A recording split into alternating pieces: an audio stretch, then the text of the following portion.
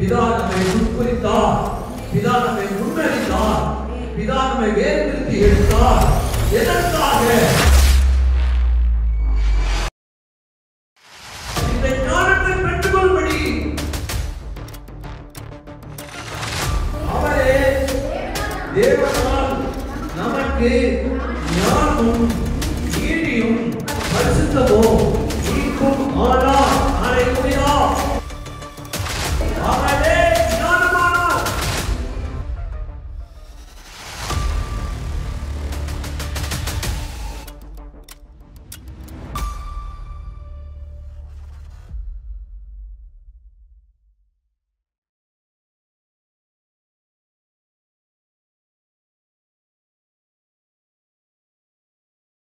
முதல் வசனம் என்ன சொல்றா?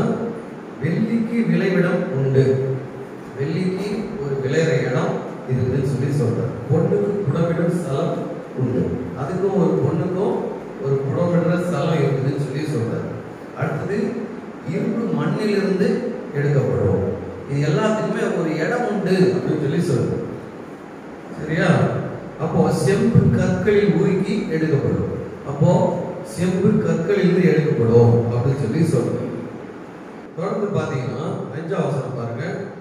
பூமி மேல் ஆகாரம் விளையும், அதன் கீழ் இடங்களில் இருக்கிறவைகளோ அக்னியால் மாறினது போல் இருக்கும். அப்போ பூமிக்கு ஆழத்துல அடியில அக்னியால் மாறினது போல ஒரு காரியத்தை சொல்லுது. தொடர்ந்து 6ஆம் வசனம் பாருங்க. அதன் கல்லுகளில் இந்திர நீளம் விளையும். அப்போ பூமிக்கு அடியில ஒரு அக்னி போல உருகிற இடத்துல இந்திர நீளம் இருக்குது அப்படின்னு சொல்லி சொல்லுது. அடுத்தது அதன் பொடியில் பொன் பொடிகளும் உண்டாயிருக்கும். அப்போ பொன் வந்து தூளா இருக்குது, அங்க அடியில தங்கம் தூளா இருக்குது சொல்லுது. அப்போ இது எல்லாத்துக்கும் வழி உண்டு, அதுக்கு ஒரு இடம் இருக்குது அப்படின்னு சொல்லி ஆண்டவர் சொல்றாரு. சொல்லிட்டு என்ன சொல்றாரு அப்படின்னா 7ஆம் வசனம் பாருங்க.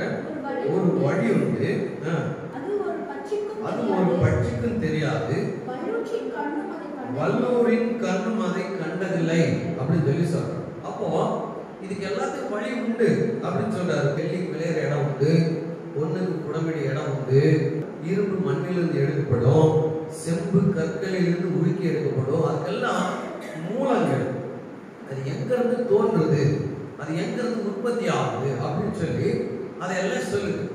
ஆனா சொல்றாரு ஒரு வழி உண்டு, அது ஒரு பட்சிக்கும் தெரியாது, வல்லூரின் கண்ணும் அதை கண்டதில்லை அப்படின்னு சொல்லி சொல்றாரு. அப்போ இங்க வேற ஒரு வழியை சொல்றாரு, அது யாருக்கு தெரியாத வழி அப்படின்றாரு. அதான் சொல்ற ஒரு வழி உண்டு, அது ஒரு பட்சிக்கும் தெரியாது, வல்லூரின் கண்ணும் அதை கண்டதில்லை. ஏங்க வல்லூர் அப்படின்னு சொன்னா அந்த கழுகு இல்லையா, அது நல்ல ஷார்ப்பா பார்க்கக்கூடியது. அப்போ அவ்வளவு தூரத்துல இருந்தா கூட கீழே இருக்கிற தன்னுடைய இறைய வந்து அது நல்ல ஷார்ப்பா பார்க்கும். அதனாலதான் அதுக்கே கூட தெரியாது அப்படின்னு சொல்லி இங்க சொல்றாரு. அடுத்து பாருங்க. துஷ்ட மிருகங்களின் கால் அதில் படவில்லை, சிங்கம் அதை கடந்தது இல்லை சொல்ற. அப்போ இங்க துஷ்ட மிருகங்களின் கால் அதில் படவில்லை, சிங்கம் அதை கடந்ததில்லை அப்படின்னு சொல்லி சொல்றாரு. இதுக்கு வேறொரு அர்த்தம் உண்டு, அதை நம்ம பார்க்கலாம். ஆனா சாதாரண அர்த்தத்தின்படியே நம்ம பார்த்தோம் அப்படின்னா அது மிருகங்களுக்கும் அது தெரியாது அப்படின்னு சொல்லி எடுத்துக்கொள்ளலாம். இங்க துஷ்ட மிருகம் என்பது வேற ஒன்றை குறிக்கிறது, சிங்கம் என்பது வேற ஒன்றை குறிக்கிறது. அதை நீங்க நல்லா தெரிஞ்சுக்கணும். அது ஆவிக்குரிய அர்த்தத்தில் உண்டு, அதை நான் பின்னாடி நாளைக்கு நான் சொல்றேன். அடுத்தது, அவன் தன் கைகளை கற்பாறை மேல் நீட்டி மலைகளை வேரோடே புரட்டுகிறான், கண்மலைகளுக்குள் நீர்க்கால்களை வெட்டுகிறான், அவன் கண் விலையுயர்ந்த எல்லாவற்றையும் காணும். அப்ப மனுஷன் என்ன செய்யறான் அப்படின்னா அந்த வழியை எப்படியாவது கண்டுபிடிக்கிறான், அப்படியே வெட்டி உடைஞ்சு கூட தண்ணீரை கண்டுபிடிச்சான், விலை உயர்ந்த எல்லாவற்றையும் காணும். அப்போ இன்னைக்கு கோலார் தங்க வயல்ல சுரங்கம் இல்லையா, அவன் நோண்டி எப்படியாவது தங்கத்தை எடுக்கிறான். இப்ப எப்படியும் அதுக்கு அந்த விளைவிடம், அது அதனுடைய இடம் எல்லாத்தையும் அவன் தோண்டி கண்டுபிடிச்சு எடுத்துறான். தண்ணீரையும் அவன் கண்டுபிடிச்சு எடுத்துறான், எல்லாத்தையும் அவன் பார்க்கிறான், விளைவிடத்தை எல்லாவற்றையும் காணும். இப்படி வந்து மனுஷன் அதை கண்டுபிடிக்கிறான். கண்டுபிடிச்சு என்ன செய்யறான், ஒரு துளி கசியாதபடி ஆறுகளை அடைக்கிறான். மறைவிடத்தில் இருக்கிறதை வெளிச்சத்திலே கண்டுபிடிச்சு அந்த தண்ணீரை எடுத்து அது கசியாதபடி அதை அவன் சேஃபா வச்சுக்கிறான். அதே போலவே மறைவிடத்தில் இருக்கிற தங்கம், வெள்ளி, இந்திர நிலை எதுனாலும் சரி அதை எடுத்து கொண்டு அதை அவன் பயன்படுத்துறான் இல்லையா? அப்போ சொல்லிட்டு ஆனாலும் ஞானம் கண்டெடுக்கப்படுவது எங்கே? இப்போ ஒரு வழி உண்டு அப்படின்னு சொல்லுது. அப்போ அது ஞானம் கண்டெடுக்கப்படுகிற வழி இங்க சொல்றாரு. ஆனால் ஞானம் கண்டெடுக்கப்படுவது எங்கே? புத்தி விளைகிற இடம் எது அப்படின்னு சொல்லி கேட்கிறார். இப்போ மனுஷன் இதெல்லாம் கண்டுபிடிச்சிடறான். ஆனா மனுஷனால கண்டுபிடிக்க முடியாதது எது? ஞானம், புத்தி. அதெல்லாம் ஆண்டவர் சொல்றாரு. அப்போ ஞானம் கண்டுபிடிக்கப்படுவது எங்கே? புத்தி விளைகிற இடம் எது சொல்லிட்டு அடுத்த சொல்ல பாருங்க. அது விலை மனுஷனுக்கு தெரியாது. ஞானத்தோட விலை அது விலை மதிப்பற்றது. பாருங்க என்ன சொல்லுது? நான் வாசல வெள்ளிய சொல்லுது, பொன்ன சொல்லுது, செம்ப சொல்லுது, இரும்ப சொல்லுது, இந்திர நீலத்தை சொல்லுது, இப்படி நிறைய கற்களை சொல்லுது இல்லையா? விலை உயர்ந்த எல்லாவற்றையும் சொல்லுது. வரிசையா சொல்லிட்டு ஞானத்தை குறித்து சொல்லிட்டு என்ன சொல்லுது? அது விலை மனுஷனுக்கு தெரியாது, அது விலை மதிப்பு அற்றது அப்படின்னு சொல்லி இங்க சொல்லுது. அப்போ அது விலை மனுஷனுக்கு தெரியாது, அது ஜீவனுள்ளோருடைய தேசத்துல அகப்படுவது இல்லை, அது இந்த பூமியில கிடைக்காது அப்படின்னு சொல்லி சொல்லுது. ஜீவனுள்ளோருடைய தேசம் அப்படின்னா பூமியை தான் வேதம் சொல்லுது. பாருங்க ஏசாயா 53 அதிகாரத்துல என்ன சொல்லுது? ஜீவனுள்ளோருடைய தேசத்தில் இருந்து அறுப்புண்டு போனார் அப்படின்னு இருக்குதா? அதே பாருங்க அப்போஸ்தலர் 8 அதிகாரத்துல பாருங்க 33 அவர் தம்மை தாழ்த்தின போது அவருடைய நியாயம் எடுத்து போடப்பட்டது, அவருடைய ஜீவன் பூமியிலிருந்து எடுபட்டு போயிற்று. அங்க 53 அதிகாரத்துல ஜீவனுள்ளோருடைய தேசத்தில் இருந்து அறுப்புண்டு போனார் இருக்குது. இங்க என்ன சொல்லுது? அவருடைய ஜீவன் பூமியிலிருந்து எடுபட்டு போயிற்று அப்படின்னு சொல்லி. அப்போ ஜீவனுள்ளோருடைய தேசம் எது? இந்த பூமி. சரியா?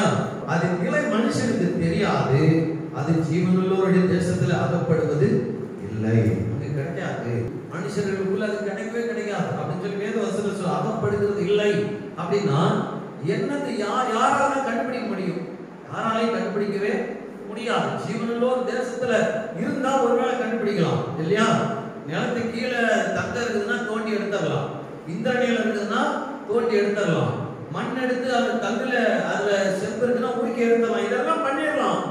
ஆனா ஞானம் ஜீவனுள்ளோருடைய தேசத்துல அகப்படுவதில்லை அப்படின்னா இதை கண்டுபிடிக்கிறது கஷ்டம். இது மனுஷரால் கண்டே பிடிக்க முடியாது.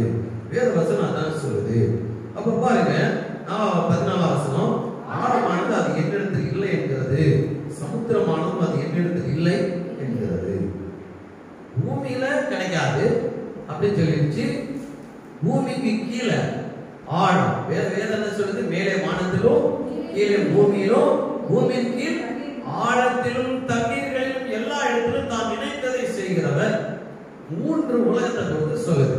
மேலே வானலோகத்தை சொல்லுது, இங்க பூலோகத்தை சொல்லுது, பூமியின் கீழ் தண்ணீர்ல இன்னொரு உலகம் இருக்குது. இதெல்லாம் வேதத்துல சொல்லப்பட்டிருக்கிற ரகசியம். அப்போ அங்க இருந்து அகப்படல அப்படின்னு சொல்லி சொல்லுது. பூமியிலையும் இல்ல, பூமிக்கு கீழே இருக்கிற தண்ணீர் உலகத்திலையும் இல்ல அப்படின்னு சொல்லி சொல்லுது. அப்போ ஆழமானது அது என்னிடத்தில் இல்லை என்கிறது, சமுத்திரமானதும் அது என்னிடத்தில் இல்லை என்கிறது. அதற்கு ஈடாக தங்கத்தை கொடுக்கவும் அதற்கு கிரயமாக வெள்ளி நிறுத்தவும் கூடாது. ஏற்கனவே சொல்லிடுச்சு இல்லையா? அதனுடைய விலை மனுஷனுக்கு தெரியாது அப்படின்னு சொல்லியாது.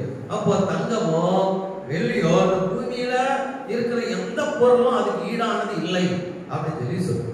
ஓப்பீரின் தங்கமும் விலையேற பெற்ற கோமேதகமும் இந்திர நீல கல்லும் அதற்கு ஈடு அல்ல. அடுத்து பாருங்க, பொன்னும் பளிங்கும் அதற்கு ஒப்பல்ல, பசும் பொன் ஆபரணங்களுக்கும் அதை மாற்ற கூடாது அப்படின்னு சொல்லி சொல்லுது. மாற்றாக, அதாவது நான் பசும் பொன் ஆபரணங்கள் எல்லாம் கொடுக்குறேன், என் நகையெல்லாம் கொடுத்து என்ன பண்றோம்? அதுக்கு மாற்றா என்ன வாங்குறோம்? பணத்தை வாங்குறோம். பேங்க்ல வாங்குறோமா இல்லையா? பேங்க்ல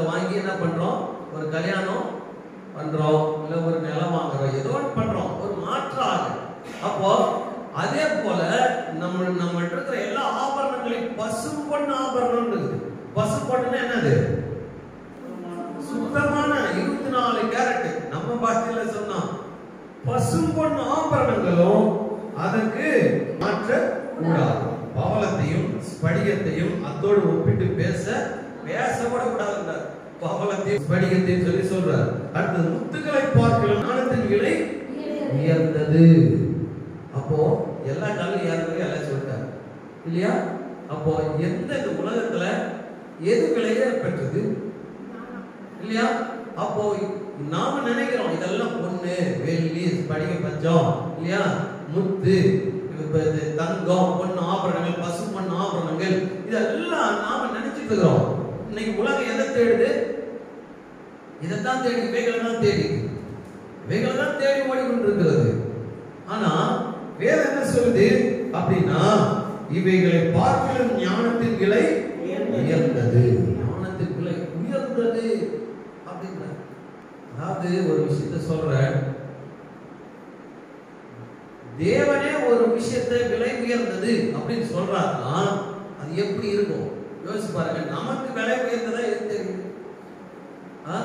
ஆனா தேவனுடைய பார்வையில இந்த பொண்ணு வெள்ளி இந்த உலகம் பூமி அது நிறைய உலகம் அதற்கு குடிகளும் கர்த்தருடையது.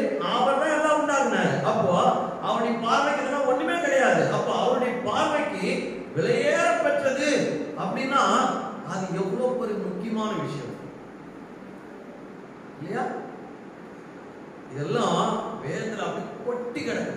ஒரு வார்த்தை வாசிக்கும் போது பிதா தன்னுடைய குமாரனை எப்படி மகிமைப்படுத்துறாரு, எப்படி மேன்மைப்படுத்துறாரு, அவரை எப்படி உயர்த்துறாரு, அவரை எப்படி கனப்படுத்துறாரு, அவருக்கு தன்னுடைய மகத்துவத்தை எப்படி கொடுத்திருக்கிறாரு, இதெல்லாம் பார்க்கும்போது பிதா தன்னுடைய குமாரனை எவ்வளவு விலையேற பெற்றவராக பார்க்கிறார் அப்படின்னு சொல்லி நான் பார்த்தேன்.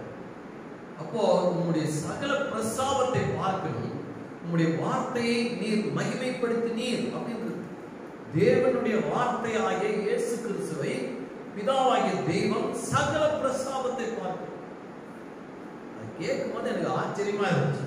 அவர் சொல்றாரு அந்த ஞானம் விலையேற பெற்றது அப்படின்னு சொல்லி சொல்றாரு. தொடர்ந்து வாசிக்கலாம் 19ஆம் வசனம். எத்தியோப்பியாவின் புஷ்பராகம் அதற்கு நிகர் அல்ல. இதெல்லாம் பூமியில பெஸ்டானது எங்க எது அப்படின்னு சொல்றாரு. ஓப்பீரின் தங்கம், எத்தியோப்பியாவின் புஷ்பராகம் இப்படிலாம் சொல்றாரு. பெஸ்டான எது எங்கெங்க விளையுது அப்படின்னு சொல்லி சொல்லுது வேதவசனம். பசும் பொண்ணும் அதற்கு சரியல்ல. இப்படி இருக்க ஞானம் எங்கே இருந்து வரும்? புத்தி தங்கும் இடம் எங்கே? கொஸ்டின் ஆண்டவர் வைக்கிறார். இப்ப நாம தேட வேண்டியது எது? ஞானம், புத்தி. இதுதான் நாம தேடணும். வேதவசனம் அதான் சொல்லுது. இப்படி இருக்க ஞானம் எங்கே இருந்து வரும்? புத்தி தங்கும் இடம் எங்கே? அது ஜீவனுள்ள சகலருடைய கண்களுக்கும் ஒளித்தும் அப்படின்னா எல்லாத்துக்கும் மறைஞ்சிருக்கு. யார் கண்ணுக்கும் தெரியாது சொல்லுது. ஆகாசத்து பறவைகளுக்கு மறைந்தும் இருக்கிறது. அப்ப யாருமே கண்டுபிடிக்கவே முடியாது. அதுதான் சொல்லுது. வாசிக்கலாம். நாசமும் மரணமும் நாங்கள் எங்கள் காதுகளினாலே மாத்திரம் அதன் கீர்த்தியை கேட்டோம் என்கிறது. இதுக்கும் அர்த்தம். அதாவது இந்த 22ஆம் வசனம் நாசமும் மரணத்துக்கும், இந்த 8ஆம் வசனம் துஷ்ட மிருகங்களின் கால், இதுக்கும் அதுக்கும் சம்பந்தம் இருக்கு. அது இன்னொரு நாளைக்கு நான் சொல்றேன். அப்போ நாசமும் மரணமும் என்னன்னா எங்கள் காதுகளினாலே கேட்டோம். அவங்க கேட்டுறாங்க. நாசமும் மரணம் அதை கேட்டுருக்குது, ஆனா அதை சுதந்திரிக்க முடியும். அப்ப பாருங்க கடைசியா சொல்லி முடிக்கிறாரு. தேவனோ அதன் வழியை அறிவார். தேவனுக்கு மட்டும்தான் அந்த வழி தெரியும்.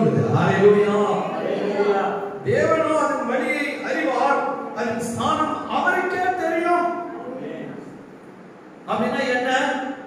தேவன் இந்த இடத்துல இது இந்த வசனத்தை சொல்லும் போது இந்த இடத்துல நான் சொல்றேன். இந்த இடத்துல தேவன் சகலருடைய கண்களுக்கு மறைத்து வைத்திருக்கிறார். இன்னும் தேவன் அதனுடைய வழியை கொடுத்து ஜனங்களுக்கு இன்னும் சொல்லவில்லை. அதனுடைய காரியங்களை தேவன் இன்னும் வெளிப்படுத்தவில்லை. அதனால யாருக்குமே தெரியல. எந்த மிருகத்துக்கு தெரியல, எந்த பறவைக்கு தெரியல, மனுஷனுக்கு தெரியல, ஜீவனுள்ளவருடைய தேசத்தில் அகப்படவில்லை, எல்லாத்துக்கும் மறைந்து இருக்குது, ஒளித்து இருக்கிறது அப்படின்னு சொல்லு. அப்போ அது கண்டுபிடிக்கவே முடியல. அவர் பூமியின் கடையாந்தரங்களை பார்த்து வானத்திற்கு கீழ் இருக்கிறதெல்லாம் காண்கிறார். எல்லாமே அவர் பார்க்கிறார்னா அவர் அந்த அளவுக்கு அவர் சர்வ வல்லமையுள்ளவர் என்று சொல்லு. தொடர்ந்து அவர் காற்றுக்கு அது நிறையை நியமித்து. காத்துக்கு எடை உண்டு. போன கொஞ்ச நாளைக்கு முன்னாடி இந்த காத்துக்கு எடை உண்டு. 2 பலூனை கட்டி ஒரு பலூனை ஓட்ட போட்டா அந்த பலூன் வெடிச்சோடனே இந்த பலூன் கீழே இறக்கும் இடக்கல்ல. அந்த மாதிரி செஞ்சு காட்டுங்கன்னு சொல்லி அனுப்பியிருந்தாங்க. காத்துக்கு எடை உண்டு அப்படின்னு இங்க யோபுல சொல்லுது. காத்துக்கு எடை உண்டு. அப்போ ஜலத்துக்கு அதன் அளவை பிரமாணித்து, தண்ணீருக்கு அது அளவை பிரமாணித்து, சமுத்திரத்துக்கு எல்லை கட்டளையிட்டார். இது மட்டும் நீ மிஞ்சி வராது இல்லையா? அதெல்லாம் பார்த்தா வந்தோம். சரி, இப்போ மழைக்கு திட்டத்தையும், மழை பெய்யறதுக்கு ஒரு திட்டத்தை அவர் சொல்றாருங்க. அவர் என்ன திட்டமிடுறாரோ அப்படிதான் மழை பெய்யுது. நாம நினைக்கிறோம் இல்லையா, காற்றழுத்த தாழ்வு மண்டலம் வந்துருச்சு, புயலா மாறிடுச்சு, அதிதீவிர புயலா மாறிடுச்சு, அது வலுவிழந்தது. இதெல்லாம் கொஞ்ச நாளைக்கு முன்னாடி பார்த்தோமா இல்லையா? இதெல்லாம் யார் செய்யறது? புரியுதா? எல்லாம் பயந்தாங்க. 140 கிலோமீட்டர் வரைக்கும் இப்போ ஒரு புயல் போச்சு. அது என்ன புயல்? நிகர் புயல். ஆனா கரை ஏறும் போது டக்குன்னு அது வலுவிழந்துருச்சான். அதிதீவிர புயலா இருந்தது. இதுக்கு முன்னாடி ஒக்கி புயல் ஒரு புயல் வந்தது. அந்த புயல் வந்து அது பெரும் புயல் அப்படின்னு சொல்லி அதை குறித்து எழுதுகிறார். அது வந்து 140 கிலோமீட்டர் வேகத்துல வேகமா அதை விட அதிகமா வீசுனுச்சு. ஆனா இது அதிதீவிர புயல், அதை விட கொஞ்சம் கம்மியா இருக்கும்னு நினைச்சாங்க. ஆனா கரை ஏறும் போதே அது வலுவிழந்து போச்சு அப்படின்னு சொல்லி சொன்னாங்க. ஏன்? இதெல்லாம் தேவன் இட்ட திட்டத்தின்படிதான் நடக்கும். புரியுதா? காற்றுக்கும் அவர் திட்டம் போடுறாரு, அவர் மழைக்கு திட்டம் போடுறாரு. அவர் என்ன சொல்றாரோ அப்படியே காற்று செய்யும். அவர் என்ன சொல்றாரோ மழை அப்படியே செய்யும். இடி முழக்கத்தோடு கூடிய மின்னலுக்கு வழியையும் ஏற்படுத்துகிறார். சகலமும் அவரால் தான் நடக்குது. அப்போ அவர் தான் சொல்றாரு, ஞானத்தின் விலை இது விலையேற பெற்றது அப்படின்றாரு. அவருக்கு மட்டும்தான் அந்த ஞானம் எங்க இருக்குதுன்னு தெரியும், அதனுடைய சாணம் எங்க இருக்குதுன்னு தெரியும் அப்படின்னு சொல்லி சொல்றாரு. கடைசியா பாருங்க 28 வசனம். அவர் அதை பார்த்து கணக்கிட்டார், அதை ஆராய்ந்து ஆயத்தப்படுத்தி. எதை பார்த்து கணக்கிட்டாரு? மழைக்கு திட்டத்தை போட்டாரு இல்லையா? மின்னலுக்கு வழியா போட்டாரு, கணக்கு போட்டாரு. அவர் கணக்கிட்டு தான் அவர் நடத்துறார். இன்னும் யோபுல பாத்தீங்கன்னா மின்னலை யார் அடிக்கணும்னு சொல்லி சொல்றாரோ அது மாதிரி செய்யும். புரியுதா? அப்போ எல்லாமே அவருடைய திட்டத்தின்படிதான் நடக்கும். அப்போ ஃபைனலா சொல்றாரு 28 வசனத்துல, மனுஷனை நோக்கி இதோ ஆண்டவருக்கு பயப்படுவதே ஞானம், பொல்லாப்பை விட்டு விலகுவதே புத்தி என்றார் என்று சொன்னார். கர்த்தர் அங்க இனிஷியல் பண்றார். என்ன அப்படின்னா, ஞானத்தை கண்டுபிடிக்கிற இடம் உங்களுக்கு தெரியாது. அது ஜீவனுள்ள தேசத்துல அகப்படுறது இல்ல யாருக்குமே தெரியாது. ஆனா ஒண்ணு மட்டும் சொல்றேன், ஞானம்னா என்ன அப்படின்னா, ஆண்டவருக்கு பயப்படுவது ஞானம், பொல்லாப்பை விட்டு விலகுவதே புத்தி. இன்னும் அதை கண்டுபிடிக்கல, இன்னும் அதனுடைய சாணம் என்னன்னு தெரியாது. ஆனா அதை பத்தி மட்டும் நான் சொல்றேன். வாசிங்க 33ல, இதை செய்கிற கர்த்தருமாய் இதை திடப்படுத்தும்படிக்கு இதை உருவேற்படுத்துகிற கர்த்தருமாய் இருக்கிற யெகோவா என்ற நாமமுள்ளவர் சொல்கிறதாவது, என்னை நோக்கி கூப்பிடு, அப்பொழுது நான் உனக்கு உத்தரவு கொடுத்து நீ அறியாததும் உனக்கு எட்டாதமான பெரிய காரியங்களை உனக்கு அறிவிப்பேன். கர்த்தர் ஃபர்ஸ்ட் என்ன சொல்வார்னா, அதை அறிவிப்பார். கர்த்தர் ஃபர்ஸ்ட் சொல்வார், இப்படி ஒண்ணு இருக்குப்பா அப்படின்னு சொல்லிடுவார். அப்புறம் தான் அது என்னன்னு காண்பிப்பார், அதை செய்வார், அதை திடப்படுத்தி உருவேற்படுத்தி அதை செய்வார். வேறு வசனம் சொல்லு. அதே போலதான் இங்கேயும் சொல்றாரு, ஞானம். ஞானம்னா என்ன? தேவனுக்கு பயப்படுவதா ஞானம், பொல்லாப்பைட்டு விலகிறதா புத்தி அப்படின்னு சொல்லி சொல்றாரு. அப்போ இங்கு தேவனுக்கு பயப்படுவதுதான் ஞானம் அப்படின்ற ஒரு அறிவிப்பை இங்க அவர் சொல்லி வச்சிருக்காரு. சரியா? இப்போ இது ஜீவனுள்ளவரோட தேசத்துல அகப்படல இல்லாதனால இதன் வழியை அவர் தான் அறிவாரு, அதனுடைய சாணம் அவருக்கு தான் தெரியும். அப்படின்றதுனால இப்போ அவர் தான் அறிவிச்சாரு. கடைசி என்ன அறிவிச்சாரு? அது வாசிக்க கடைசி வசனத்தை, ஆண்டவருக்கு பயப்படுவதே ஞானம், பொல்லாப்பை விட்டு விலகுவதே புத்தி. இப்போ ஆண்டவர் என்ன செய்யறாருன்னா அதை அறிவிக்கிறார். அறிவிச்சுட்டு அடுத்து என்ன செய்யறாரு? இதை திடப்படுத்தி, இதை உருவேப்படுத்தி இல்லையா, அதை செயல்படுத்துகிறவர் என்ன செய்யறாருன்னா அடுத்தது எப்படி இது ஞானம்னா என்ன அப்படின்னு சொன்னாரோ, புத்தினா என்ன அப்படின்னு அறிவிச்சாரோ, அதை அப்படியே செயல்படுத்தி காண்பிக்கிறார். எப்படி செயல்படுத்தி காண்பித்தார் அப்படின்னா வேதவசனம் சொல்லுது பாருங்க. 1 கொரிந்தியர் 1 அதிகாரம் 24 வசனம் வாசிங்க. ஆகிலும் யூதரானாலும் கிரேக்கரானாலும் எவர்கள் அழைக்கப்பட்டிருக்கிறார்களோ அவர்களுக்கு கிறிஸ்து தேவ பலனும் தேவ ஞானமும் ஆனார். ஹல்லேலூயா. இப்போ இங்க ஞானம் யாரு? கிறிஸ்து, ஆண்டவராகிய இயேசு கிறிஸ்து. அவர்தான் ஞானம். புரியுதா? இந்த ஞானத்தை ஃபர்ஸ்ட் தேவன் அறிவிக்கிறார். அறிவிச்சிட்டு இந்த ஞானத்தை இந்த பூமிக்கு அனுப்பினார். ஹல்லேலூயா. ஏன்னா இங்கதான் அகப்படல, இல்ல இங்க கிடைக்கல, இங்க இருக்காது, எல்லாத்துக்கும் மறைஞ்சிருக்கு, ஒளிச்சிருக்குது.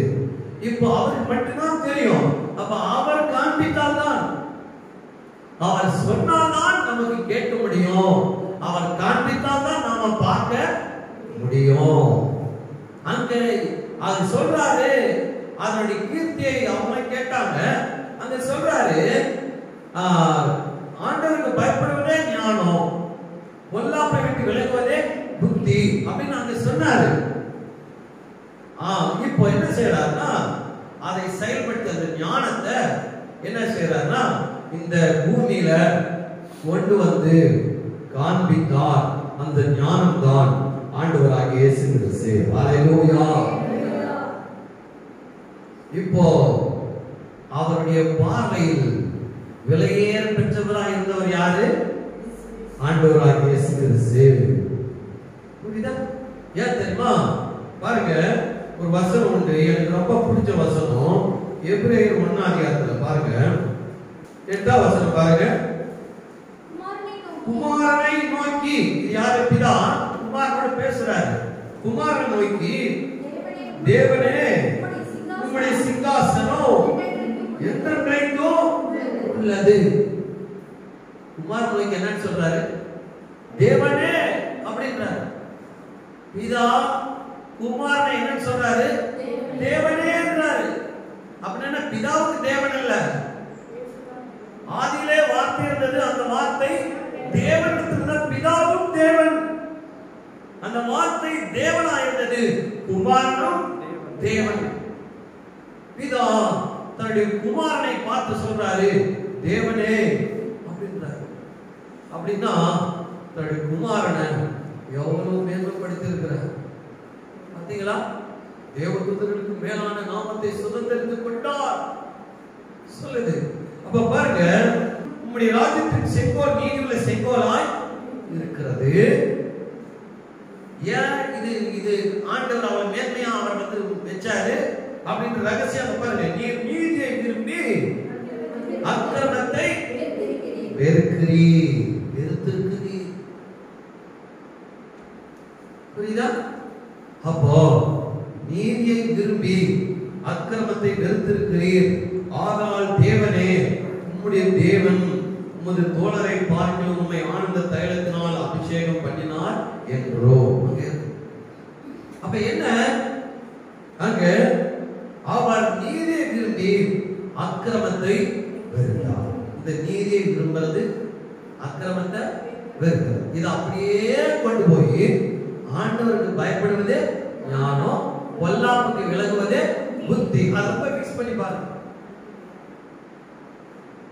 அதை போய் ஃபிக்ஸ் பண்ணி பார்த்தா இவர்தான் ஞானம், இவர்தான் புத்தி. ஹல்லேலூயா. புரியுதா? கிறிஸ்துதான் ஞானம். இந்த ஞானம் இங்க அகப்படலை, யாருக்கு கிடைக்கல.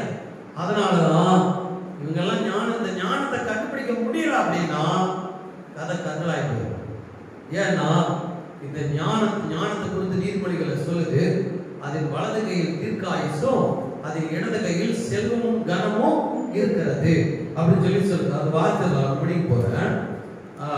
நீதிமொழிகள் புத்தகம் 3ஆம் அதிகாரம் 13ஆம் வசனம் வாசிங்க. ஞானத்தை கண்டடைகிற மனுஷனும் புத்தியை சம்பாதிக்கிற மனுஷனும் பாக்கியவான்கள். இது சொல்லுது, ஞானத்தை கண்டடையணும், புத்தியை சம்பாதிக்கணும். இதுலயும் கண்டடைறதுன்னா என்ன, சம்பாதிக்கிறதுனா என்ன அப்படின்னு நான் பின்னாடி சொல்றேன். அது சொன்ன டைம் இல்ல, இப்போ நம்ம சப்ஜெக்ட்ல தான் நான் நிக்கிறேன். அது சொல்றாரு, அதன் வர்த்தகம் வெள்ளி வர்த்தகத்திலும் அதன் ஆதாயம் பசுமணிலும் உத்தமமானது, முத்துக்களை பார்க்கலாம் அது விலையேறப்பட்டது, நீ இச்சிக்கத்தக்கதொன்றும் அதற்கு நிகரல்ல. அதன் வலது கையில் தீர்க்காயுசும் அதன் இடது கையில் செல்வமும் கனமும் இருக்கிறது. இந்த ஞானத்தை கண்டுபிடிச்சிட்டா தீர்க்காயுசை கண்டுபிடிச்சிடலாம், செல்வத்தையும் கனத்தையும் பெற்றுக் கொள்ளலாம். இந்த தீர்க்காயுசுனா என்ன? தீர்க்காயுசுனா என்ன? நித்திய ஜீவன். இயேசு சொல்றாரு, யோவான் 6:40 வசனம், குமாரனை கண்டு அவனிடத்தில் விசுவாசமாய் இருக்கிறவன் எவனோ அவன் நித்திய ஜீவனை அடைவதும் அவனை நான் கடைசி நாளில் எழுப்புவதும் என்னை அனுப்பினவருடைய சித்தமாய் இருக்கிறது. புரியுதா? இந்த ஞானத்தை கண்டுகொண்டால், இயேசுவாகிய ஞானத்தை ஒருவன் பெற்றுக்கொண்டால், அவரை கண்டுகொண்டால் அவன் தீர்க்காயுசை கண்டுபிடித்து விடுவான், நித்திய ஜீவனை கண்டுபிடித்து விடுவான். அது மட்டும் இல்ல, அங்க சொல்லுது அதன் இடது கையில் செல்வமும் கனமும் இருக்கிறது. இப்பதான் எவ்வளவு பார்த்தோம், பொண்ணு இல்லையா, வெள்ளி, செம்பு, கோமேத கல்லு, படிக பச்சை எல்லாம் பார்த்தோம் இல்லையா. இதெல்லாம் ஒரு மேட்டரே இல்லைன்னு ஆண்டவர் சொல்லிட்டார். இதெல்லாம் ஒரு மேட்டரே இல்லைன்னு ஆண்டவர் சொல்லிட்டார். அப்படின்னா வேற ஒண்ணு சொல்றாரு, அதன் இடது கையில் செல்வமும் கனமும் இருக்கிறது. அதை பார்க்கலும் விலையேற பெற்ற சொத்து நமக்காக வைக்கப்பட்டிருக்கிறது. ஹல்லேலூயா. புரியுதா? அழிந்து போகிறது அல்ல, கீழானவைகளை அல்ல, மேலானவைகள் நமக்காக வைக்கப்பட்டிருக்கிறது. அதை கண்டுபிடிக்க வேண்டியது ரொம்ப ரொம்ப அவசியம். அது ஜீவனுள்ளவருடைய தேசத்தில் அகப்படுவதில்லை. இப்ப நாமளா தேடி கண்டுபிடிச்சோம். கிறிஸ்து நமக்கு ஞானம் ஆனாரா இல்லையா? நாமளா தேடி கண்டுபிடிச்சோம் இல்லைங்க. அவர் தன்னை நமக்கு வெளிப்படுத்துறதுனால தான் கண்டுபிடிச்சோம். ஹல்லேலூயா. என் பிதா ஒருவனை இழுத்து கொள்ளாவிட்டால் ஒருவனும் தானாக என்னிடத்தில் வருவது இல்லை. பிதாவுடைய கண்கள் நம்மை கண்டது. பிதா நம்மை முன்குறித்தார், பிதா நம்மை முன்னறிந்தார், பிதா நம்மை வேறு பிரித்து எடுத்தார். எதற்காக? இந்த ஞானத்தை பெற்றுக்கொள்படி. கிறிஸ்து மகிமை நம்பிக்கையாய் நமக்குள் வாசம் பண்ணுகிறார். சொன்னதாலே வசனம். அப்போ இந்த ஞானம் தேவனாகிய கிறிஸ்து ஞானமாய் வெளிப்பட்டார். புரியுதா? வேற ஞானம் மட்டும் இல்லைங்க. நான் ஞானம் மட்டும் பேசுறதுனால ஞானத்தை குறித்து மட்டும் பேசிட்டு இருக்கிறேன். அவர் ஞானம் மட்டும் இல்ல, அவர் தெய்வம், அவர் சகலமோ அவரால் தான். வாசிகள் கடைசியா ஒரு வசனத்தை வாசி படிக்கலாம். 1 கொரிந்தியர் 1ஆம் அதிகாரத்துல அந்த கடைசி வசனத்தை வாசிங்க. அவரே தேவனால் நமக்கு ஞானமும் நீதியும் பரிசுத்தமும் மீட்பும் ஆனார். ஹல்லேலூயா. அவரே ஞானமானார். அவர்தான் ஞானம், ஒருவரும் இல்லை. இது சாதாரண மனுஷங்களை கண்டுபிடிக்க முடியாது. நாமெல்லாம் கிடையாது, ஒண்ணும் கிடையாது. நம்மள போய் தேடி கண்டுபிடிக்கிறதுக்கும் முடியாது. நம்மள ஒரு சிறந்த வீரர்கள் அல்ல. அந்த மலையை உடைஞ்சி தங்கத்தை கண்டுபிடிக்கிற ஆளும் கிடையாது, வெள்ளியை உருக்கெடுக்கிற ஆளும் கிடையாது, செம்பை எடுக்கிற ஆளும் கிடையாது. எந்த கல்வி எங்க வேலைன்னு அது நமக்கு தெரியவே தெரியாது. நாம ஒன்றுமில்லாதவர்களாக இருந்தோம். ஆனா நாம தேடாமலேயே நாம் கண்டுகொண்டோம். ஹல்லேலூயா. இயேசு சொன்னார், என்னை தேடாதவர்களால் நான் கண்டறியப்பட்டு. ஹல்லேலூயா. எப்படி அவரை தேடணும்? ஆனாலும் தேவன் நம் மேல் வைத்த அன்பை அவர் விளக்க பண்ணினதுனாலே, அந்த கிருபை பிரசன்னமானதுனாலே இந்த ஞானத்தை நாம் கண்டுகொண்டோம். புரியுதா? அப்போ இயேசுதான் தேவ ஞானம். இப்போ இதுக்கு மேல இந்த ஞானம் அப்படின்னா இயேசு அப்படின்றத மட்டும் இன்னைக்கு சொல்லி முடிக்கிறேன். இதுக்கு மேல இந்த ஞானம் எப்படி செயல்படுது, இந்த ஞானத்தை நாம கண்டுபிடிக்கிறது மட்டும் இல்ல, நாம எப்படி செயல்படணும், இதனால நாம எப்படி அந்த தீர்க்காயுச கனத்தை செல்வத்தை பெற்றுக்கொள்ள முடியும், இயேசு எப்படி பெற்றுக்கொண்டார், நாம எப்படி அதை பெற்றுக்கொள்ள முடியும் அப்படின்றதெல்லாம் பின்னாடி நாம பார்க்க போறோம். இன்னைக்கு ஞானத்தை கண்டுபிடித்தால் அதை நாம் சுதந்திரித்துக் கொள்ள வேண்டும். நாசமும் மரணமும் எங்கள் காதுகளினால் அது கீர்த்தியை கேட்டோம் அப்படின்னு சொன்னிச்சு. அவை கேட்டிருக்குது, ஆனா சுதந்திரித்துக் கொள்ள முடியல. ஆனா தேவன் நம்மை கேட்க வைத்திருக்கிறார், நம்மை பார்க்க வைத்திருக்கிறார், நமக்குள்ளே அந்த அந்த விசுவாசத்தை கொடுத்திருக்கிறார், நமக்குள்ள கிறிஸ்துவை உள்ளே அவர் வைத்திருக்கிறார். அவர் நம்முடைய தேவனாய் இருக்கிறார், நாம் அவருடைய ஆலயமாய் இருக்கிறோம். அப்படியானால் இந்த ஞானத்தை சுதந்திரித்துக் கொண்டிருக்கிறோம். ஹல்லேலூயா. புரியுதா? ஞானத்தை சுதந்திரிச்சுக்கிட்டா ஞானத்தோட பவர் என்னவோ அவளுக்கு நம்ம சுதந்திரிச்சு கொள்ளணும். அப்படின்னா ஞானத்தோட பவர் என்ன அப்படின்னு நம்ம தெரிஞ்சுக்கணும்.